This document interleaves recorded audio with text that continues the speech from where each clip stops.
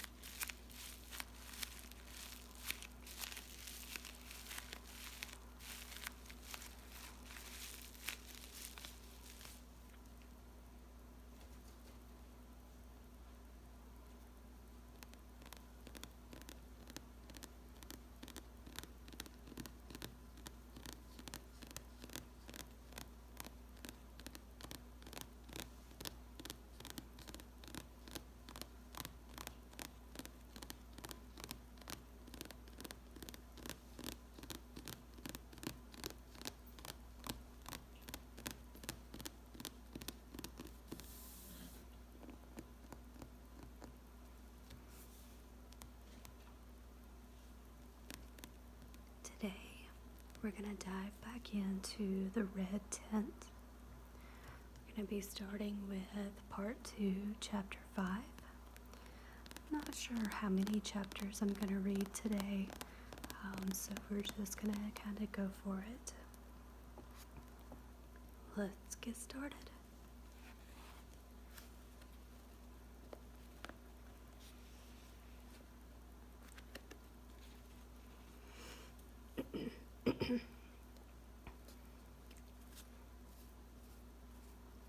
Chapter 5. Preparations for the journey began a month before the barley harvest. My father decided that he would bring all of his wives to Mamre and most of his sons. Simon and Levi were told to remain behind with the flocks, and since both of their wives were pregnant for the first time, they did not object. Although Shua was not with child, Judah asked to be left back as well, and the women all knew why. The whooping sounds of their nightly pleasure were a source of jokes and smirking. My brothers and I were summoned to our mothers, who examined our best clothes and found them wanting. A flurry of washing, mending, and sewing followed. Rachel decided to make a new tunic for her only son. Joseph's robes, decorated with bands of red and yellow, earned him some awful teasing from his brothers. He ignored their taunts and swore he preferred the garment his mother had made for him over the dull stuff that men were given to wear. I couldn't tell if he was putting on a brave front or really liked his finery. I was given bracelets for my wrist, my first jewelry. They were only copper, but I loved them, especially the womanly sound they made. Indeed, I spent so much time admiring the way the 3 bands gathered on my wrist that I paid no attention to my feet, and on the first day I wore them, tripped and scraped my chin raw. I was horrified at the thought that I would meet the grandmother looking like a scabby child. Every day until we left, I studied my face in Rachel's mirror, begged Ina for salve, and picked at the enormous red crust. The day that we left for Mamre, I was beside myself with excitement and ignored every request from me. My mother, who was everywhere at once, making sure the oil and wine jars were securely sealed, that the brothers had combed their beards, and that everything was ready, finally lost patience with me. It was one of the few times she ever raised her voice to me. "Either you help me, or I will leave you behind to wait upon your brothers' wives," she said. She didn't have to say another word. The journey took only a few days, and it was a joyful trip. We sang as we walked, preening in our finery and proud of our beautiful flock, for only the best of the animals had been culled for gifts to the grandmother. Jacob walked beside Rachel early in the morning, inhaling her perfume, smiling, saying little. Then he took his place beside Leah, to discuss the animals, the crops, and the proper etiquette for greeting his parents. Late in the afternoon, Jacob found his way to Bela, replacing Reuben, her shadow. My father walked with his hand upon her little shoulder as though he needed her support. I was perfectly happy. Joseph stayed beside me and even forgot himself enough to hold my hand from time to time. At night, I settled in beside Zilpah, who fed my awe of the grandmother with tales about Rebecca's reputation as a diviner, healer, and prophet, so that I could barely sleep. I could barely keep myself from running, for I was going to see Tabia again. wherein Ro would smile at me and tell me more of her stories, and I would meet the grandmother who I had imagined would understand me instantly and adore me above any of my brothers. Mid-morning on the third day, we caught sight of Rebecca's tent. Even from a distance, it was a marvel, though at first I didn't really understand what shimmered on the far side of the valley before me.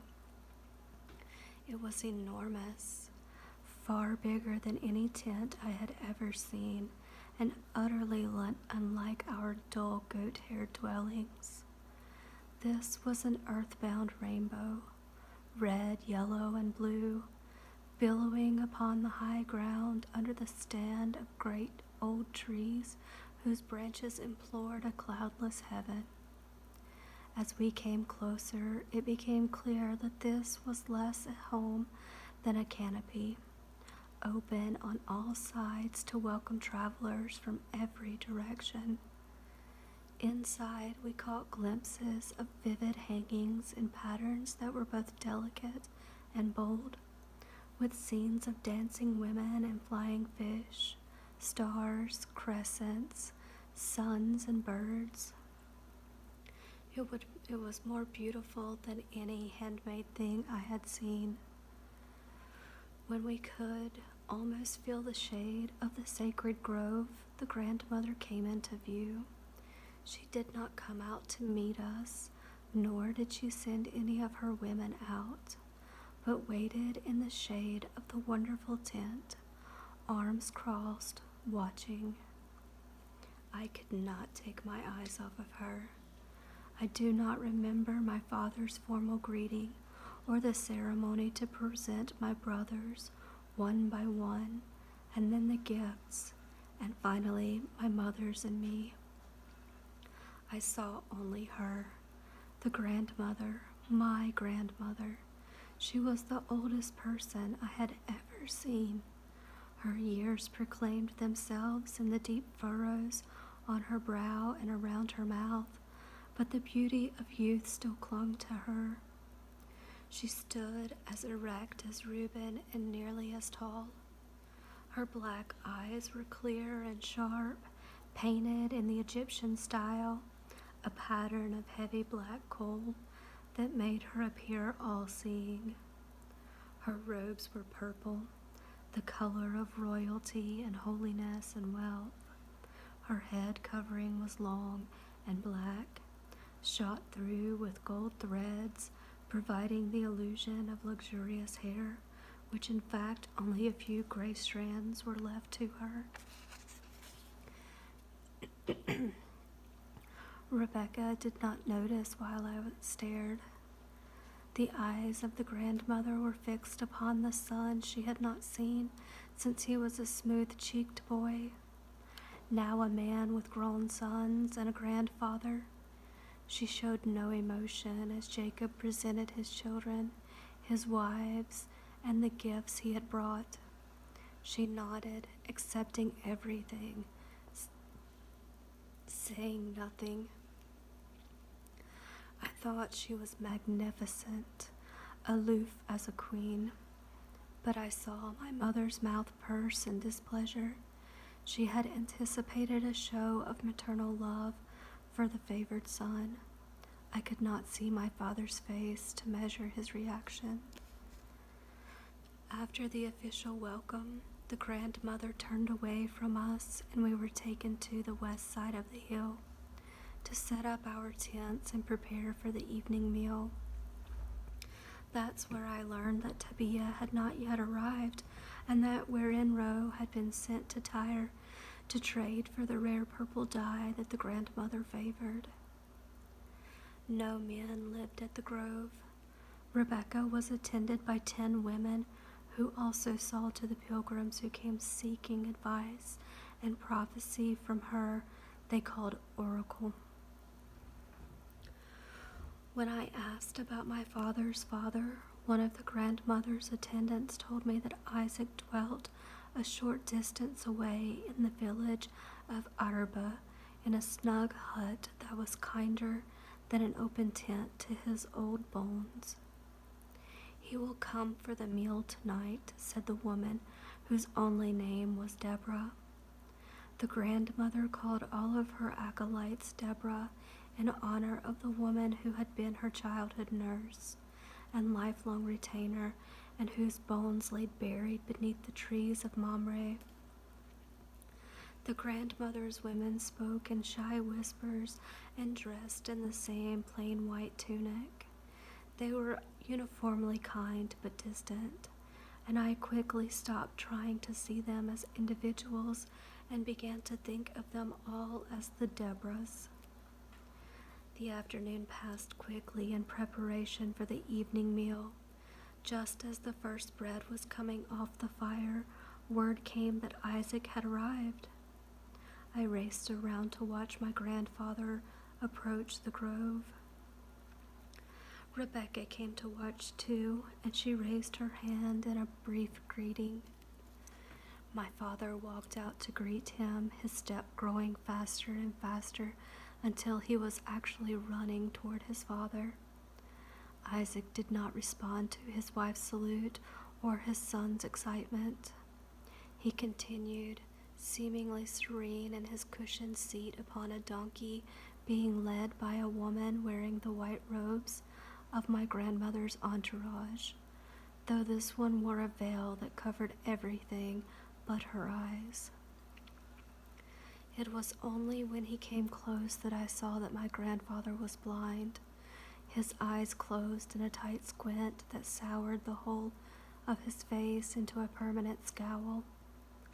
He was small-boned and thin, and would have seemed frail except that his hair was as thick and as dark as a younger man's. The grandmother watched as the serving women helped Isaac descend and walked him to his blanket on the east side of Mamre. But before the servant released his elbow, Isaac took her hand in his and brought it to his lips. He kissed her palm and placed it upon his cheek. Isaac's face relaxed into a smile so that anyone who cared to see would know that the veiled one was the companion of my grandfather's heart. My father stood before Isaac and said, "Father," in a voice overflowing with tears. Isaac turned his face toward Jacob and opened his arms. My father embraced the old man, and both of them wept. They spoke in whispers as my brothers stood and waited to be introduced. My mothers held back, exchanging glances of concern over the food, which would be dry and tasteless if it wasn't served soon. But the men would not be rushed. Isaac pulled his son to a seat by his side as Jacob introduced each of his sons. Isaac ran his hands over the faces of my brothers, Reuben and Zebulun, Dan, Gad, and Asher, Naphtali, and Issachar. When Joseph was finally named as the youngest son, the grandfather pulled him down into his lap as though he were a baby and not a boy nearing manhood. Isaac tenderly ran his fingers over the contours of Joseph's face and over the sinews of his arms. A breeze rose up and lifted the silken tent high above them, embracing the grandfather and his grandson in its wonderful rainbow. It was a grand sight, and it took my breath away.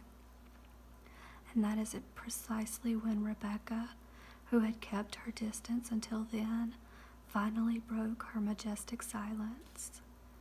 "You must be hungry and thirsty, Isaac," she said, offering hospitality in an ungracious voice. "Your children are parched from their journey. Let your Deborah bring you inside. Let your daughters-in-law show me whether they can cook." A flurry of white garments laid out the meal, and the feast began. My grandfather ate well, taking his mouthfuls from the fingers of the veiled woman. He asked whether his grandsons had eaten enough and reached out from time to time to find his son, placing a doting hand on his shoulder or his cheek, leaving smears of oil that my father did not wipe away. I watched this from behind a tree, for with all those servants there was no need for my carrying food or drink. My brothers were hungry and finished quickly, and soon Zilpah fetched me back to our side of the great tent, where the women were gathered. The grandmother sat down, and we watched as she had a single taste of everything before her. She said nothing about the stews or the breads or the sweets. She did not praise the cheese or the giant olives my mother's had collected. She did not acknowledge my mother's beer. But already I was not surprised by Rebecca's silence. I had stopped thinking of her as a woman like my mother's, or like any other woman for that matter. In the space of an afternoon, she had become a force of the gods, like a rainstorm or a brush fire. Because the grandmother ate little and said nothing, our meal was more somber than festive. There was no passing of bowls for a second taste, no compliments, no questions, no conversation at all. The great feast was done in a few minutes, and the Deborahs cleared the last cups before there was time to think of refilling them. The grandmother rose to her feet and walked to the western edge of the tent, where the sun was setting in a blaze of orange and gold. Her attendants followed. Rebecca reached her hands to the sun as if to touch its last rays. When she dropped her hands, the attendants began singing a song, inviting the barley harvest moon. The verses repeated an ancient prophecy. When every stalk of every barley field numbered 27 seeds, the end of days would arrive, and there would be rest for the weary, and evil would vanish from the earth like starlight at sunrise. The last chorus ended just as darkness swallowed the camp. Lamps were lit among the men, and lamps were lit among the women. The grandmother came to us, and I feared we would sit in silent attendance for the whole of the evening, but my fear was ungrounded, for as soon as the lights were kindled, she began to speak. This is the story of the day I came to the tent of Mamre, to the grove of sacred trees, to the navel of the world, said the grandmother Rebecca, in tones that could have been heard by the men had they been listening. It was in the weeks after the death of Sarai, the prophet, beloved of Abram, mother of Isaac, she who gave birth when she was too old to carry water, much less carry child. Sarai cherished mother. On the morning I entered this grove, a cloud descended over the tent of Sarai, a golden cloud that bore no rain, nor did it cover the sun. It was a cloud that is seen only upon great rivers and upon the sea, but never before in a place so high. And yet the cloud hovered above the tent of Sarai while Isaac knew me and I became his wife. We spent our first 7 days as husband and wife under that cloud, in which the gods were surely present. And there was never a harvest richer in wine and grain and oil than that spring, my daughters, she said in a whisper that was at once proud and defeated.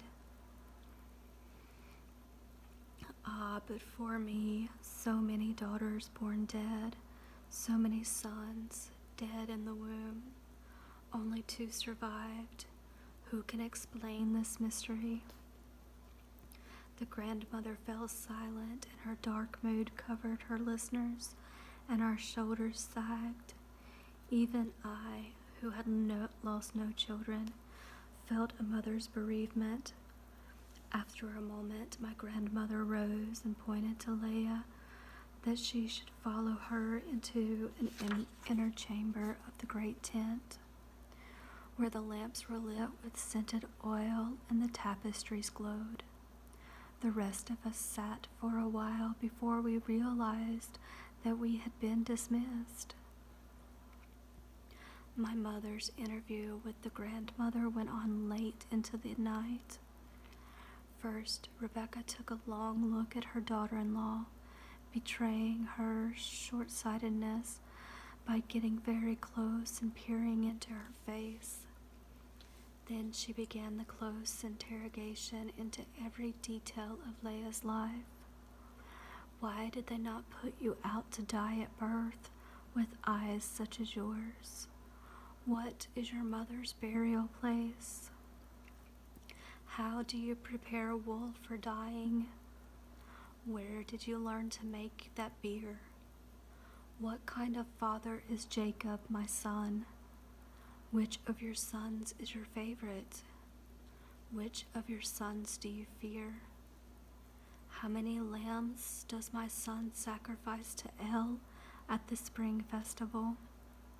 What is your practice at the new moon? How many babies have you lost in childbearing? What plans do you make for your daughter's coming of age? How many ephahs of barley do you grow in Succoth, and how many of wheat?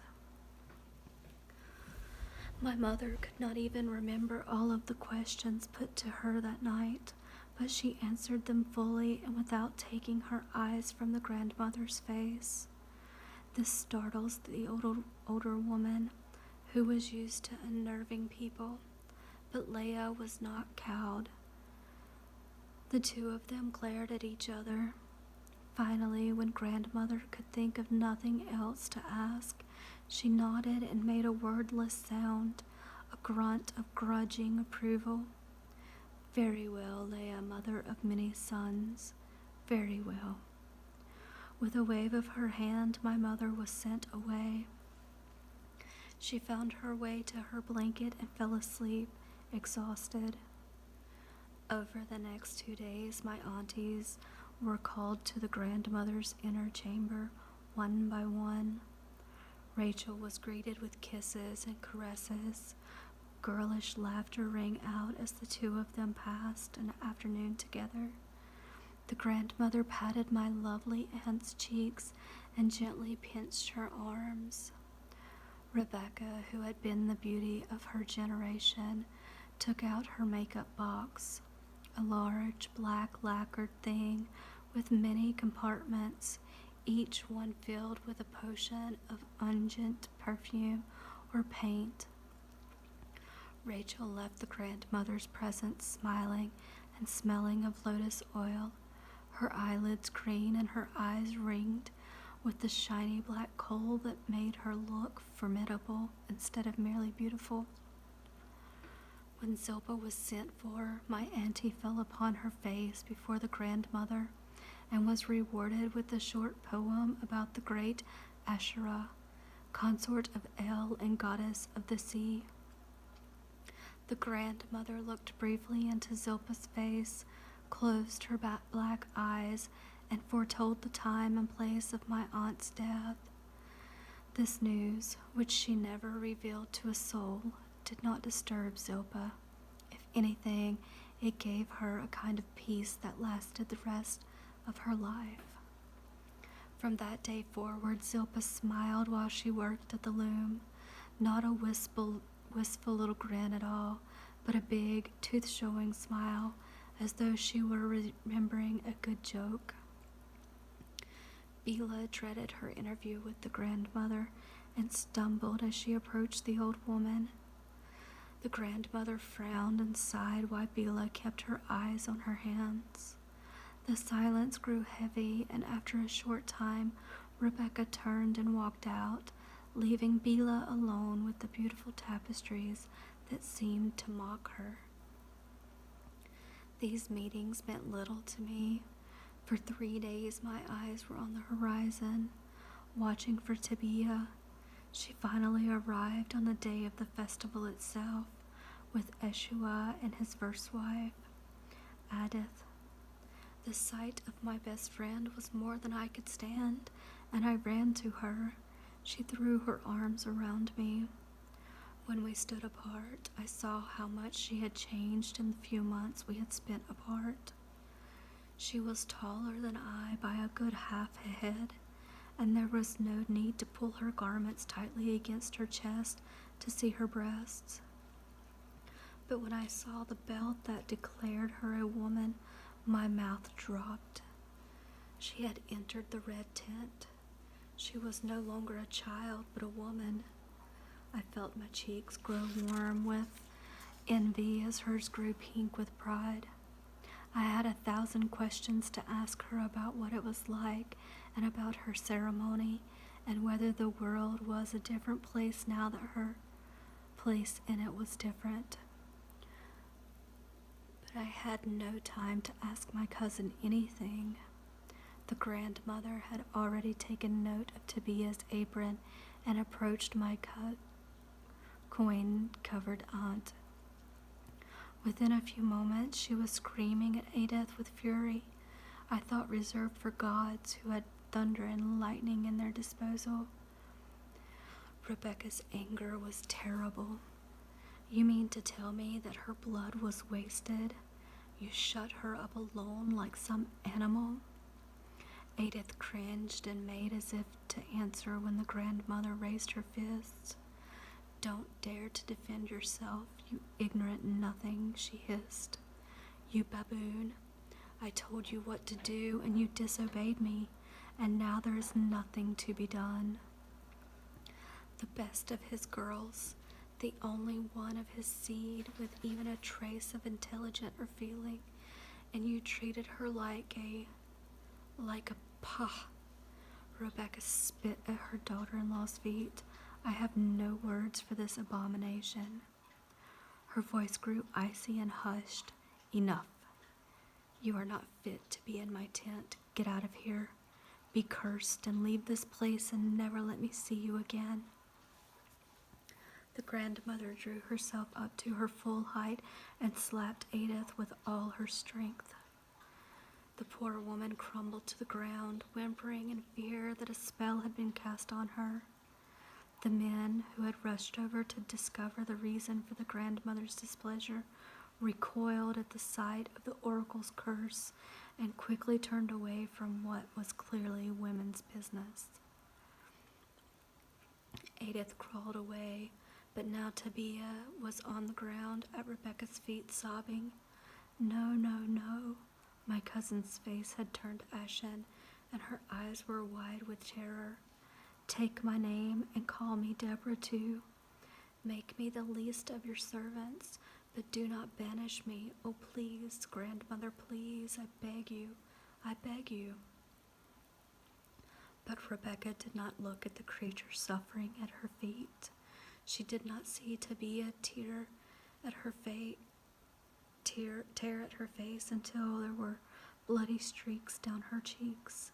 She did not see her rip her robe into shreds or swallow handfuls of dust.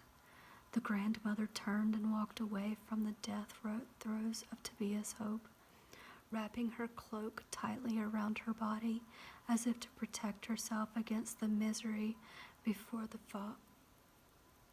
her. Finally, Tabia lifted from the ground by the grandmother's followers and carried back to the tents of Eshua's wives. I did not really understand what had happened, but I knew that my dear friend had suffered an injustice. My ears rang and my heart pounded. I could not believe the grandmother's cruelty. My beloved cousin, who cared more for Rebecca than her own mother, had been treated worse than the lepers who came seeking miracle cures. I hated Rebecca as I had never hated anyone. My mother took my hand, led me to her tent, and gave me a cup of sweet wine. Stroking my hair, she answered my questions even before I asked. Leah, my mother said, the girl will suffer for the rest of her days. and your compassion is well placed. But your hatred is undeserved, daughter. It was not, it was not her intention to harm Tabia. I think she loved her well enough, but she had no choice. She was defending her mother and herself, me and your aunties, you and your daughters after you. She was defending the ways of our mothers and their mothers, and the great mother who goes by many names, but who is in danger of being forgotten. This is not easy to explain, but I will tell you, because you are my only daughter, and because we lived for so long in such isolation. You already know much more than you should. You have spent time with us in the red tent. You have even attended a birth, which is something you must never tell your grandmother. I know that you will not reveal what I tell you now. I nodded my promise, and my mother sighed from her heart. She looked down at her hands, browned from the sun, wise with use and rarely in repose as they were now. She placed her palms face up upon her knees and closed her eyes. Half singing, half whispering, Leah said, "The great mother, whom we call Anana, is a fierce warrior and death's bridesmaid. The great mother, whom we call Anana, is the center of pleasure, the one who makes women and men turn to one another in the night. The great mother, whom we call Anana, is the queen of the ocean and the patron of the rain. This is known to all the women and to the men, to the suckling babes and to the failing grandfathers." Here she stopped and broke into a big girlish grin.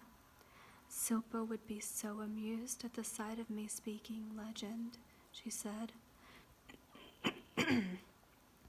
looking straight at me for a moment, and I smiled back at her, sharing the joke.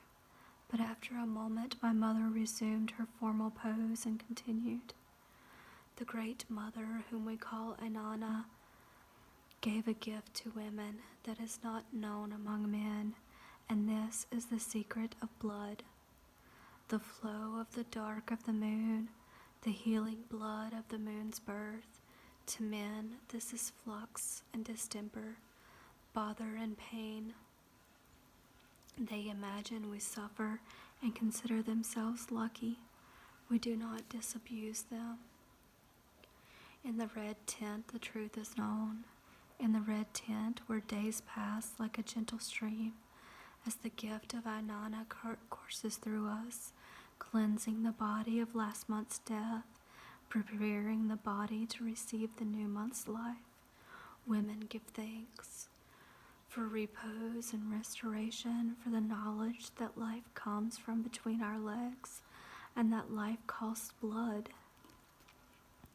Then she took my hand and told me, "I say this before the proper time, daughter mine, though it will not be long before you enter the tent to celebrate with me and your aunties. You will become a woman surrounded by loving hands to carry you and to catch your first blood and to make sure it goes back to the womb of Ainana.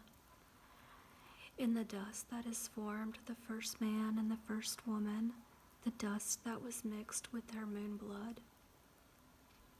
Alas, many of her daughters have forgotten the secret of Ainana's gift and turned their backs on the red tent. Eshua's wives, the daughters of Edom, who Rebecca despises, give no lesson or welcome to their young women when they come of age. They treat them like beasts, setting them out alone and afraid, shut up in the dark days of the new moon, without wine or without the counsel of their mothers. They do not celebrate the first blood of those who will bear life, nor do they return it to the earth. They have set aside the opening, which is the sacred business of women, and permit men to display their daughters' bloody sheets as though even the prettiest ball would require such a degradation in tribute. My mother saw my confusion. "You cannot understand all of this yet, Dina," she said. "But soon you will know, and I will make sure that you are welcomed into the woman's life with ceremony and tenderness. Fear not." It was dark when my mother uttered the last of these words. The songs of the barley festival reached our ears, and my mother rose, offering me her hand. We walked out into the night to watch the offerings, burnt on an altar beside the tallest tree. Wonderful music was sung, harmonies of many parts. The Deborahs danced in a circle to sound of their own clapping. They spun and crouched, leapt and swayed as though sharing a single mind, a single body, and I understood Tobias' wish to join their dance. Edith disappeared during the night, taking my friend with her, strapped onto the back of a donkey like an offering not yet dead, with a rag stuffed in her mouth to muffle the cries. In the few days before our departure, I avoided the grandmother and stayed near my mother's. I wished only to leave the place, but as we prepared to return to Sokoth, Leah came to me with a grim face. "The grandmother says that you are to stay here at Mamre for 3 months, she said. "Rebecca spoke to your father, and it has been arranged without my—" She stopped at the sight of my stricken face. "I wish I could stay or leave Zilpa with you, but the grandmother will have none of it. She wants only you." There was a long pause before she said, "It is an honor." She cupped my chin between her 2 hands and added tenderly, "We will be together again when the wheat is ripe." I did not cry. I was frightened and angry, but I was determined not to weep, so I kept my mouth closed, breathed through my nose, and kept my eyes from blinking.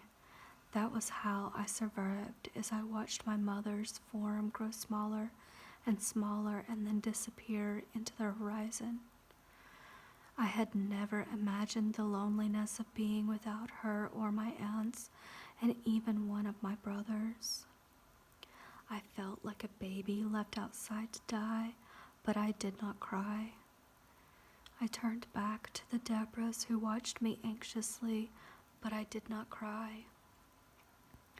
Only at night, alone on my blanket, I turned my face to the ground and wept until I choked.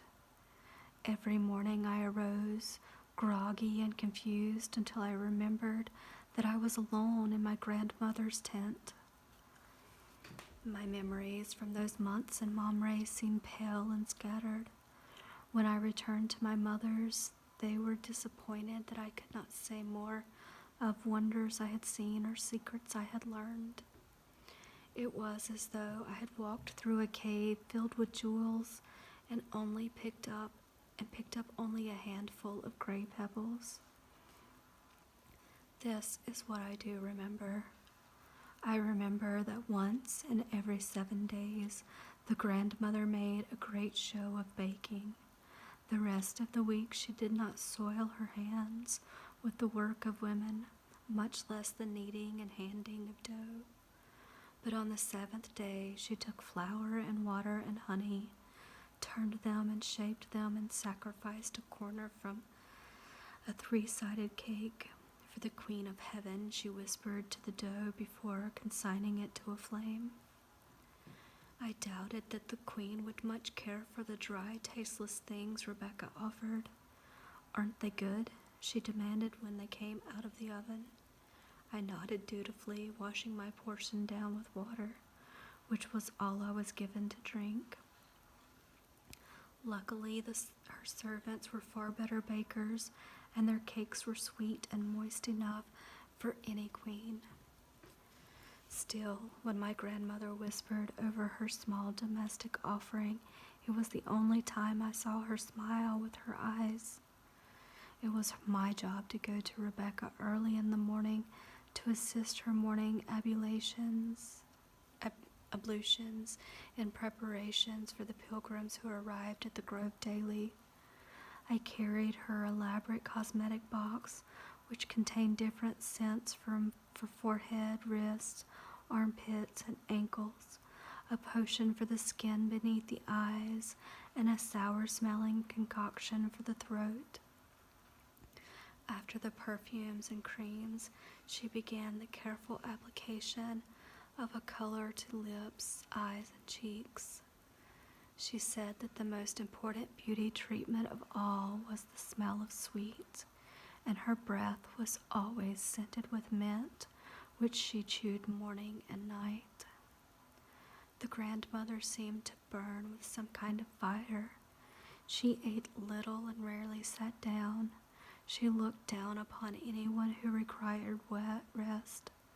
Indeed, she criticized everyone except her sons, and although she favored Jacob, praising his good looks and his fine sons, it was clear that she depended on my uncle for everything. Messengers came and went from Sire every other day. Eshua was called upon to deliver an extra ephah of barley or fine meat worthy of the grandmother's table. I saw him every fortnight at least, his arms full of gifts. My uncle was a good man and a fine son. He made sure that wealthy pilgrims visited the grove and brought rich offerings. He found Isaac the stone hut that offered Rebecca the luxury of living like a priestess without a man to serve. The grandmother patted Eshua's cheek whenever he left her tent, and he would glow as though she had praised him to heaven, which she never did. My grandmother never spoke ill of Eshua, nor did she say anything good about him. His wives, however, she detested in detail, although they were dutiful women who at one time sent fine gifts in hopes of winning her approval. She dismissed them all as slovenly idiots. For years she had sneered at them openly, so they visited only Eshua instead. She was not much kinder about my mothers. She considered Rachel lazy, beautiful, but lazy. She called Bila ugly and Zilpah a superstitious stick. She grudgingly admitted that Leah was a good worker and clearly blessed to have delivered so many healthy sons. But even Leah was not good enough for Jacob, who deserved a perfect mate, not a giantess with mismatched eyes. She actually said such things in my presence, as though I were not my mother's daughter, as if my aunts were not my beloved mothers too. But I did not defend them. When the oracle spoke, no contradiction was permitted. I was not as bold as Leah, and my nighttime tears often tasted of shame as well as loneliness. Rebecca saved the worst of her tongue for her husband. Isaac had grown foolish with his old age, she said, and he smelled something she could not abide. He had forgotten what he owed her, for hadn't she been right to make him give the blessings to Jacob? She spoke incessantly about Isaac's ingratitude and her suffering at his hands, but it was not clear to me what my grandfather had done. He seemed gentle and harmless when he came on hot days to enjoy the breezes beneath the great terebinths. I was glad that Isaac had no need of Rebecca's care. He was well served by his veiled Deborah. It was rumored that her covering hid a hare lip, though it was unthinkable that such a one would not have been killed in infancy. When Eshua came to Mamre, he visited his mother first and saw to her needs. He was polite and even fond, but as soon as he could, he turned to the grandfather and accompanied him back to Arba, where the two men enjoyed their evening wine. They stayed up very late, talking and laughing, served by the veiled Deborah. I learned this from the other ones who wore white. They were kind to me. They patted my shoulder when they gave me my dinner, brushed my hair, and let me work with their beautiful ivory spindles. But they did not tell stories in the evenings, and I never learned their names their own mothers had given them, or how they had come to Mamre, or if they missed the company of men. They seemed mild and content, but as colorless as their robes. I did not envy their life with the oracle. At the new moon, Rebecca did not permit me to enter the red tent with the women who bled. She was strict about her observance.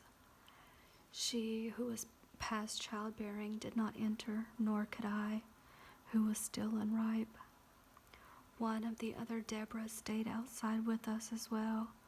She explained that her periods had never come, but did not complain about her lack of rest.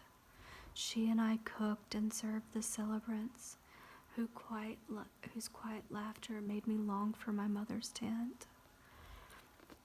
When the women emerged, rested and smiling on the morning after the third day, I was permitted to follow them as they stood at the highest point of the hill to watch the sun rise. My grandmother herself poured out a libation of wine, while the women sang a wordless song of quiet rejoicing. In the deep silence that followed, it seemed to me that the Queen of Heaven was in the trees above us. That memory returned to me at every new moon. I never learned to love my grandmother. I could not forget nor forgive what she had done to Tabia. Nevertheless, the day came when I honored her. The doors to the oracle's tents were always open, and from every direction the stranger was made welcome. This had been the decree of Sarai and Abram, who it was said to give an equal welcome to princes and beggars. And so every morning Rebecca would receive pilgrims inside the beautiful tent. She saw all who came, wretched and resplendent, nor did she hurry with the poor. I stood with her woman as she greeted the guests. First, a childless woman approached and begged for a son. The oracle gave her a red cord to tie around one of the trees in Mamre, whispered a blessing in the barren woman's ear, and bid her go with the Deborah skilled in herbs. Next, there was a trader seeking a charm for his caravan. "It has been a bad season for me," he began. "I am nearly destitute, but I have heard of your powers," he said, with a bit of dare creeping into his voice. "I've come to see for myself." The grandmother moved close to him and looked into his face until he turned away from her gaze.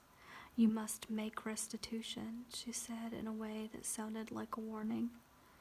His shoulders sagged and his swaggering manner melted.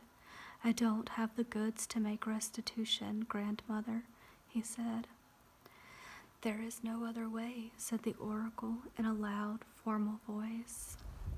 She dismissed him with a wave of her hand, and he backed meekly out of her presence and ran down the hillside as though an army were chasing him. Rebecca saw my open mouth and explained with a shrug, "Only thieves come looking for business miracles." The last pilgrim that morning was a mother carrying a child who was old enough to walk, 3 years, maybe 4. But when the woman unwrapped him, we could see why he was still in her arms. His legs were withered and his feet were covered with sores, raw and oozing and painful to see. From the look in his eyes, it was clear that he was nearly dead with suffering. The grandmother took the boy from his mother's arms. She carried him to her cushion, her lips pressed against his forehead, and sat with him in her lap. She called for an urgent use for burns, something that soothes but cannot heal. Then, with her own hands, without flinching or drawing back, she rubbed the stuff into his wounds. When Rebecca was done, she wrapped her perfumed hands around his diseased feet and held them as though they were precious, delicate, and clean. The mother gaped, but the little boy had no awe of his healer. With the pain eased for the moment, he rested his head upon her shallow breast and fell asleep. No one moved or spoke. I don't know how long we stood as we dozed, but my back ached before the child opened his eyes. He wrapped his arms around my grandmother's neck and kissed her. She embraced him in return, and then carried him back to his mother, who wept to see the smile on the boy's face, and who wept again to see the sadness upon the oracle's face, which showed there was nothing she could do to keep this one alive. I could not hate Rebecca after that, although I never saw her show much tenderness to anyone else. I could not forget the way she took that little boy's pain into her own hands and gave comfort to him and peace to his mother. I never spoke about Tabia to my grandmother. I did not dare. In silence, I mourned the loss of my best friend as sorrowfully as if I had wrapped her in the shroud. But it was where and no we put into the ground. I had been anxious to see the messenger again, and as were the others at Mamre. She was a favorite among the Deborahs who smiled when I asked about her return. "Surely she will come soon," said the one who liked to brush my hair. "And then we will have stories in the evening, and you will not be so sad." But word came with the trader on his way from Tyre that where a no messenger to Rebecca of Mamre had been murdered. The remains of her body were found on the edge of the city, the tongue cut out, red hair scattered all around. The trader who had visited the shrine years before remembered the strange-looking woman who served the oracle and recognized her bag. He gathered what was left of her to bring her bones back to the grandmother, who betrayed no emotion at the terrible news. The sack he carried was pitifully small, and we buried it deep in the earth in a plain earthenware jar. I heard the Deborahs weep that night and added another layer of salt to my own blanket. But when I dreamed of Werenroe, she was smiling her dappled smile from a seat in a great tree. A large bird perched on her shoulder. The day after Werenroe was buried, I went to Rebecca in the morning as usual, but she was already dressed, scented, and painted for the day. She sat on her cushions, silent and withdrawn. I was not even certain she noticed that I had entered. I coughed. She did not even look at me. But after a time she spoke, and I knew why pilgrims came to Mamre. "I know you are here, Dina," she said. "I know that you hate me on behalf of Eshua's girl. It was a pity. She was the best of them, and of course it was not her fault. It was the poor stupid mother who did not know what I told her, who did not do what I told her, but what her own stupid mother taught her.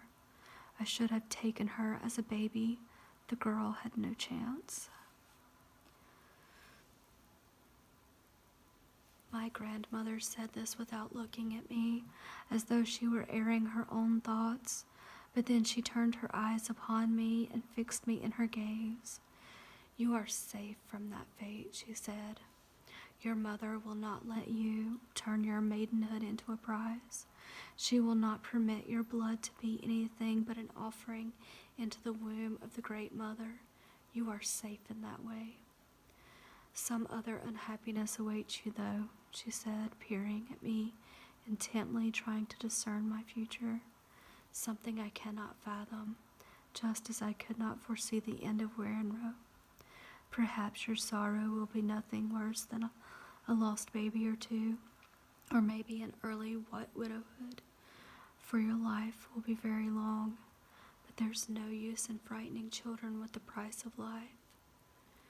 There was silence for a time, and when Rebecca spoke, although her words were about me, it was as though I were no longer there. Dina is not the heir either. I see now that there will be none. Momray will be forgotten. The tent will not stand after me, she shrugged, as though it was of no great matter. The great ones need nothing from us, truly. Our libations and prayers are for no more importance than birdsong or bee-song. At least their praises are assured. She rose and walked toward me until our noses nearly touched. I forgive you for hating me, she said, and waved me out of the tent. Reuben came a few days later, and I left Momray without so much as a nod from the grandmother. Glad as I was to be returning to my mother's tent, my eyes stung with tears as we walked away. I returned empty-handed. I had merited little of Rebecca's attention. I had failed to please her. Although I had longed for home every moment of my absence, I was shocked by it when I arrived. Nothing was as I remembered it. My brothers, my father, and all of the other men had become impossibly crude and brutish. They grunted rather than spoke, scratched themselves and picked their noses, and even relieved themselves in plain sight of the women, and the stink. The noise of the camp was overwhelming too. Barking dogs, bleating sheep, crying babies, and screaming women. How was it that I had never noticed the way they all shrieked at each other and at the children? Even my own mother was changed. Every word out of her mouth was critical, demanding and imperious. Everything had to be done her way, and nothing I did was good enough. I heard only scorn and anger in her voice when she told me to fetch water or mind one of the babies or help Silpa with the weaving. Whenever she spoke to me, my eyes stung with tears, my throat closed in shame and anger, and I kicked at the dirt. "What is the matter?" she asked 3 times a day. "What is wrong with you?" There was nothing wrong with me, I thought. It was Leah who had become short-tempered and sour and impossible. Somehow she had aged years in the months I had been gone. The deep lines of her forehead were often caked with dust, and the grime under her fingernails disgusted me. Of course, I could never voice such disrespect, so I avoided my mother and escaped to the calm of Silpa's loom and the gentleness of Bila's voice. I even took to sleeping in Rachel's tent, which must have crushed Leah some pain. Ina, who I now realized was at least as old as the grandmother herself, scolded me for causing my mother such sorrow, but I was too young to understand that the changes were not mine, not my mother's. After a few weeks, I grew accustomed once more to the daily sound and smell of men again, and found myself fascinated by them.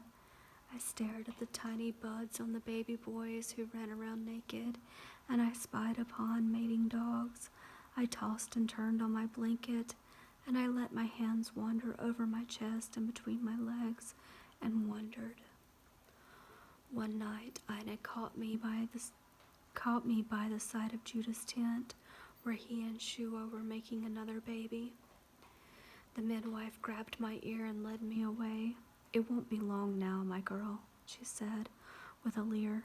"Your time is coming." I was mortified and horrified to think that Ina might tell my mother where she found me. Even so, I could not stop thinking about the mystery of men and women. On the nights I was consumed with curiosity and longing, my father and his sons were deep in conversation. The herds would soon be too numerous for the lands at our disposal, and my brothers wanted greater prospects for themselves and their sons. Jacob had begun to dream again, this time about a walled city and a familiar valley in the shoulder between two mountains. In his dreams, we were already in Shechem, where his grandfather had poured wine over a pile of stones and called it a holy altar. My brothers liked this dream. They did business in the city and returned to the tents full of stories about the marketplace, where wool and livestock got good prices. Shechem's king, Hamor, was peaceful and welcomed tribes who wished to make the land blossom.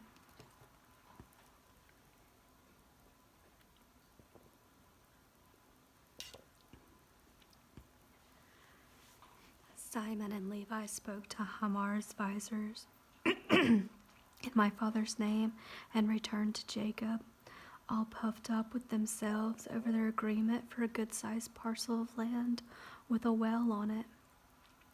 So the tents were taken down and the herds gathered, and we traveled the short distance to the place that the king said could be ours. My mothers declared themselves pleased with the valley. Mountains are where heavens meet earth, and Zilpah satisfied that she would find inspiration. The mountains will protect us against bad winds, said Leah, with reason. I must find a local herb woman to show us what these hills have to offer, Rachel said to Ina. Only Bela seemed unhappy in the shadow of Ebal, which was the name of the mountains on whose side we raised our tents. It's so big here, she sighed. I feel lost. We built ovens and planted seed. The herds multiplied, and 3 more of my brothers took wives, young girls who provoked no objections from their mothers. They were of Canaan and knew nothing of the customs of Haran, where mothers were honored for strength as well as beauty. And while my new sisters entered the red tent to please Leah, they never laughed with us. They watched our sacrifice to the Queen of Heaven without interest and refused to learn what to do. Sacrifices are for men, they said, and ate their sweets. Still, my brother's brides were hard workers and fertile. I acquired many nieces and nephews in Shechem, and the family of Jacob prospered. There was peace in our tents except for Simon and Levi, who dwelt in the ever-widening margins of their own discontent. The well, which had made the land seem such a prize, turned out to be an ancient, crumbling pile of stones that dried out soon after we arrived. My brothers dug another, a back-breaking job that failed in the first place they tried. Simon and Levi were certain that Hamor had purposefully swindled them, and they fed on each other's anger about what they called their humiliation. By the time the second well was giving water, their resentment was as much a part of them as their own names. I was grateful that my path rarely brought me in contact with them. They frightened me with their black looks and their long knives that always hung from their belts. When the air was sweet with spring and the ewes heavy with lambs, my month arrived. As evening gathered on the first night of darkness, I was squatting to relieve myself when I noticed the smear on my thigh. It took me several moments before I understood what I saw. It was brown rather than red. Wasn't it supposed to be red? Shouldn't I feel some ache in my belly? Perhaps I was mistaken and bled from my leg, yet I could find no scrape or scratch. It seemed I had been waiting forever for womanhood, and yet I did not jump up to tell my mothers. I stayed where I was, on my haunches, hidden by branches, thinking, my childhood is over. I will wear an apron and cover my head. I will not have to carry and fetch during the new moon anymore, but will sit with the rest of the women until I am pregnant. I will idle with my mothers and my sisters in the ruddy shade of the red tent for 3 days and 3 nights until first sight of the crescent goddess. My blood will flow onto the fresh straw, filling the air with the salt smell of women. For a moment I weighed the idea of keeping my secret and remaining a girl, but the thought passed quickly. I could only be what I was, and I was a woman. I raised myself up, my fingers stained with the first signs of my maturity, and I realized that there was indeed a dull ache in my bowels. With new pride, I carried myself into the tent, knowing that my swelling breasts would no longer be a joke among the women. Now I would be welcome inside any tent when Rachel and Ina attended at birth. Now I could pour out the wine and make bread offerings at the new moon, and soon I would learn the secrets that pass between men and women. I walked into the red tent without the water I had been sent for, but before my mother could open her mouth to scold me, I held up my soiled fingers. I am not permitted to carry anything either, Mother. Oh, said Leah, who for once had no words. She kissed me on both my cheeks, and my aunts gathered around and took turns greeting me with their more kisses. My sisters-in-law clapped their hands, and everyone began talking at once. Ina ran in and found out what the noise was about, and I was surrounded by smiling faces. It was nearly dark, and my ceremony began almost before I realized what was happening. Ina brought a polished metal cup filled with fortified wine, so dark and sweet I barely tasted its power. But my head soon floated while my mothers prepared me with henna on the bottoms of my feet and on my palms. Unlike a bride, they painted the line of red from my feet up to my sex, and from my hands they made a pattern of spots that led to my navel. They put kohl on my eyes, so you will be far-seeing, said Leah, and perfumed my forehead with my armpits, so you will walk among flowers, said Rachel. They removed my bracelets and took my robe from me. It must have been the wine that prevented me from asking why they took such care with paint and scent, yet dressed me in the rough homespun gown used for women in childbirth and as a shroud for the afterbirth after the baby came. They were so kind to me, so funny, so sweet. They would not let me feed myself, but used their fingers to fill my mouth with the choicest morsels. They massaged my neck and back until I was as supple as a cat. They sang every song known among us.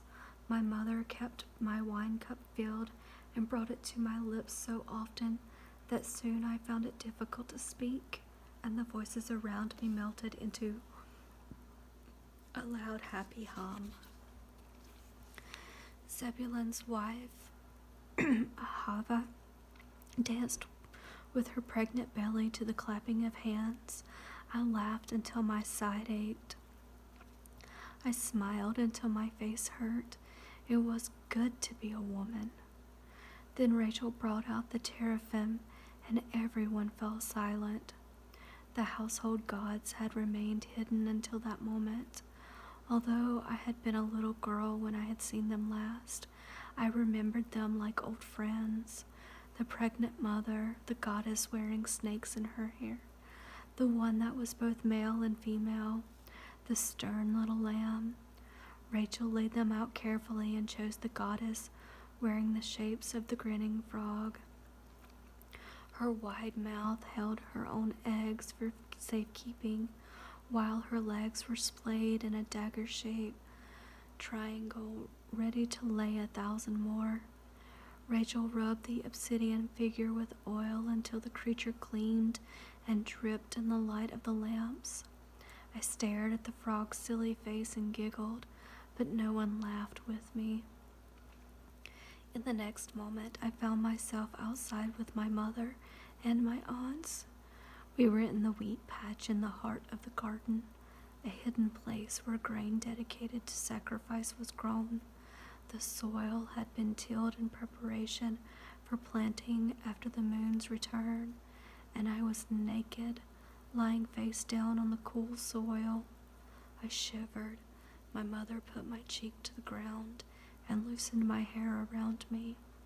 She arranged my arms wide to embrace the earth. She whispered. She bent my knees and pulled the soles of my feet together until they touched. To give the first blood back to the land, she said. I could feel the night air on my sex, and it was strange and wonderful to be open under the sky. My mothers gathered around, Leia above me, Bila at my left hand, Zilpa's hand on the back of my legs. I was grinning like a frog, half asleep, in love with them all.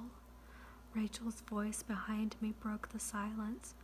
Mother Ainanan, Queen of the Night, accept the blood offering of your daughter in her mother's name, in your name. In her blood may she live, in her blood may she give life. It did not hurt. The oil eased the entry, and the narrow triangle fit perfectly as it entered me. I faced the west while the little goddess faced east as she broke the lock on my womb.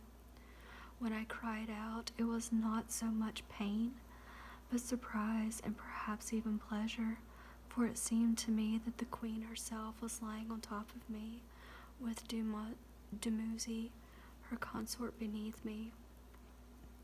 I was like a slip of cloth, caught between their love-making, warmed by the great passion. My mothers moaned softly in sympathy. If I could have spoken, I would have reassured them that I was perfectly happy, for all the stars of the night sky had entered my womb before the legs of the smiling little frog goddess. On the softest, wildest night since the separation of land and water, earth and sky, I lay panting like a dog and felt myself spinning through the heavens, and when I began to fall, I had no fear. The sky was pink when I opened my eyes. Aina was crouched beside me, watching my face. I was lying on my back, my arms and my legs wide, like the spokes of the wheel, my nakedness covered by my mother's best blanket.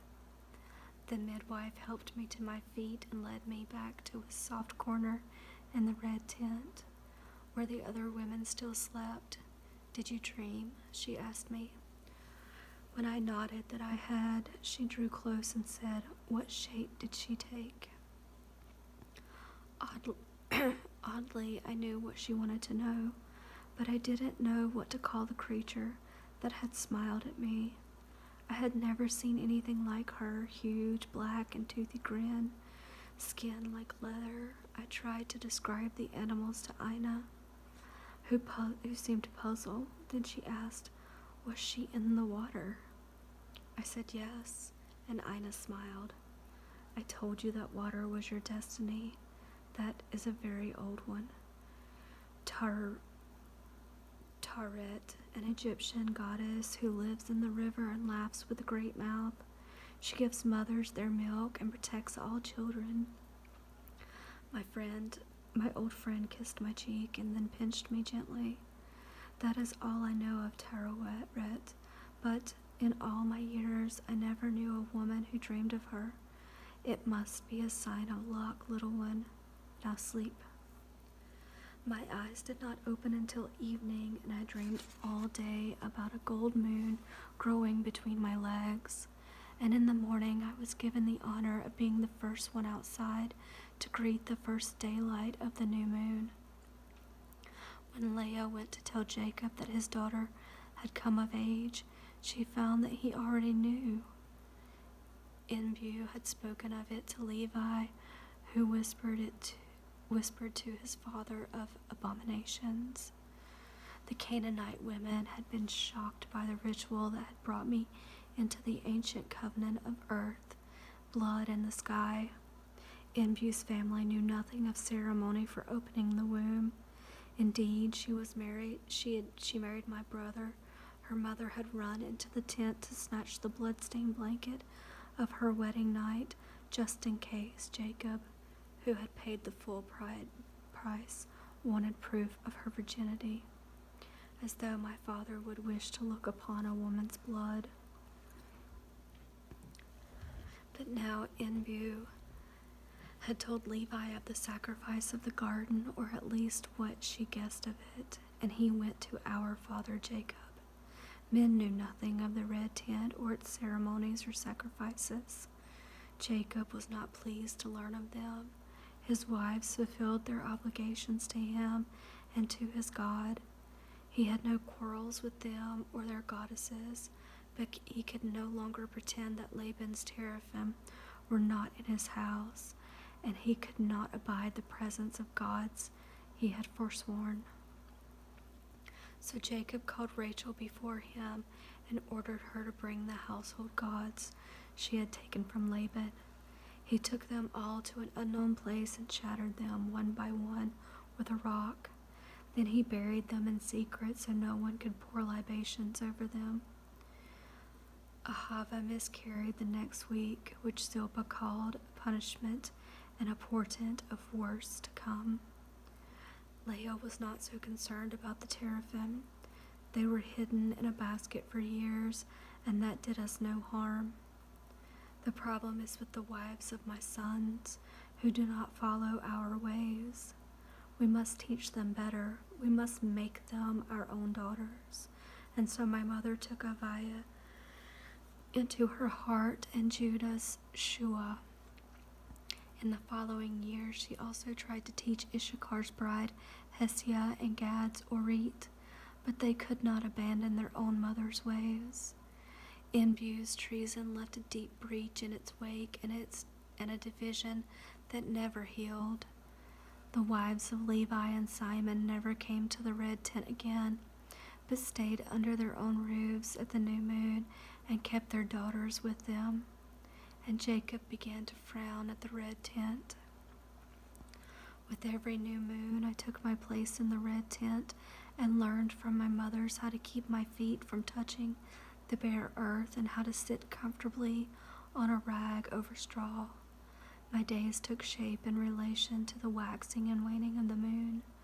Time wrapped itself around the gathering within my body, the swelling of my breast, the aching anticipation of release, the 3 quiet days of separation and pause. Although I had stopped worshiping my mothers as perfect creatures, I looked forward to those days with them and the other women who bled. Once, when it happened that only my mothers and I sat in the tent, Rachel remarked that it was like the old days in Haran. But Leah said, "It is not the same at all. Now there are many to serve us, and my daughter sits on the straw with us." Bilhah saw that my mother's words bruised Rachel's heart, for she still longed for a daughter and had not given up hope. My gentle aunt said, "Ah, but Leah, it truly is pleasant with the 5 of us again." How Ada would have smiled. My grandmother's name worked its usual charm, and the sisters relaxed in the memory of her. But the damage had been done, and the old chill between Leah and Rachel returned to the women's quarters. Not long after we settled in the shadow of Ebal, Ina and Rachel delivered a large breech baby boy to one of our bondswomen. The mother lived, something rarely seen with first babies in that place. Soon women from the hillsides and even from far down in the valley began to send for them at the first sign of a difficult birth. It was rumored that Ina and Rachel, but especially Rachel, who was blood kin to the line of Mamre, possessed powers to appease Lamashtu and Lilac, ancient demons said to thirst after newborn blood and much feared by the local people. Many times I walked out with my aunt and the old midwife, who found it easier to lean on her walking staff without a bag on her shoulder. The hill folk were shocked that they took an unwed girl like me to visit birthing women. But in the valley they did not seem to care, and the first time mothers, some younger than I, asked that I be the one to hold their hands and look into their eyes when the pain bore down hard. Though I was certain my teachers knew everything about delivering babies, Rachel and Ina tried to learn what they might from women wherever they went. They were pleased to discover an especially sweet mint that grew on the hills. It settled the stomach quickly and was a blessing for those who suffered from bloating and vomiting during pregnancy. But when Ina saw how some of the hill women painted the mother's body with yellow spirals to fool the demons, she curled her lip and muttered that it did nothing but irritate the skin. There was one great gift that the teachers learned from the women of Shechem Valley. It's not an herb or a tool, but a birth song, and the most soothing balm that Ina and Rachel had ever used. It made laboring women breathe easier and caused the skin to stretch rather than tear. It eased the worst pains. Those who died, for even with a midwife as skillful as Ina, some of them died. Even they smiled as they closed their eyes forever, unafraid. We sang, "Fear not, the time is coming. Fear not, your bones are strong. Fear not, help is nearby. Fear not, Kula is near. Fear not, the baby is at the door. Fear not, we will live to bring you honor. Fear not, the hands of the midwife are clever. Fear not, the earth is beneath you. Fear not, we have water and salt. Fear not, little mother. Fear not, mother of us all." Ina loved that song, especially when the women of the house could add harmonies and make the magic even greater. She was delighted to have learned something so powerful so late in life. "Even the oldest of us," she said, shaking her bony finger at me, "even we crones can pick up new tricks here and there." Our beloved friend was aging, and the time came when Ina was too stiff to walk out in the night or manage steep paths, so Rachel took me with her, and I began to learn with my hands as well as with my eyes. Once, when we were called to help a young mother deliver her second son, an easy birth from a sweet woman who smiled even as she labored, my aunt let me place the bricks and tie the cord. On the way home, Rachel patted my shoulder and told me I would be a good midwife. When she added that my voice suited the song of the fearless mother, I was never so proud.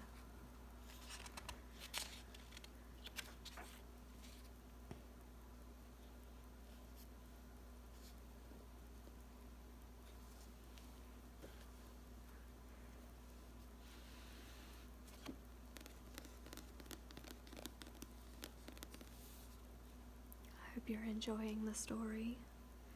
Thank you for joining us today. Don't forget to subscribe and like. Happy sleeping.